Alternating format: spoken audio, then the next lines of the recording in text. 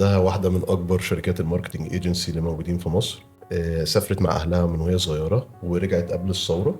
معايا النهارده منى. لا انا اتولدت هناك.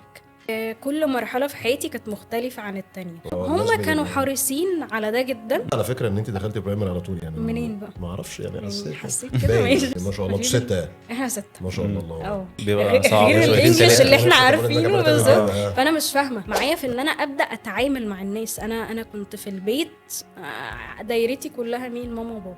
فرح دي كانت اللبنانيز، دي كانت الباستي بتاعتي. بتاعت هيك.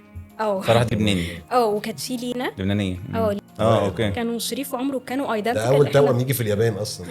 فكده بينزلوا كتله. بننزل كتله. ايوه كتلة. لما بيعدوا الشارع وهم تعرف ان هم مصريين فعلاً، كلهم تحس ماسكين إن ايد هو بعض كده بالظبط. بتحركوا التنايه في انتوا واخدين الامارات انتوا عارفين بتسيبوا حاجه. المطبخ المصري طبعا. أيوة طبعاً. غني. عارفين البتنجان بتاعنا اللي احنا بناكله؟ انا عارف البتنجان عادي هو بيكدسوه بقى. زيه بس بيحطوا فيه مكسرات. الصدمة. انا بقيت التاني اللي هو بتاع الممول الحقيقي الباور فاميلي. كنتش بتحرك بره بيت آه. جدا. لا على فكره بقى انا اصولي اصلا من حلوان. ننزل من الامارات فاكره ان حلوان دي يعني محافظه. كنت بدخل بقى الاماكن دي. ايه ده؟ ايه الزحمه دي؟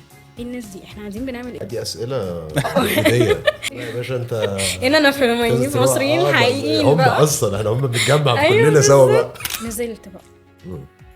يعني كانت بص، انا من اول ما دخلت باب المدرسه وانا خفت. تلاقي عارفه مقطعين بعض على ايه مثلا؟ على سندوتش نص سندوتش رومي مثلا من غير زيتون، سندوتش رومي بس. عرفت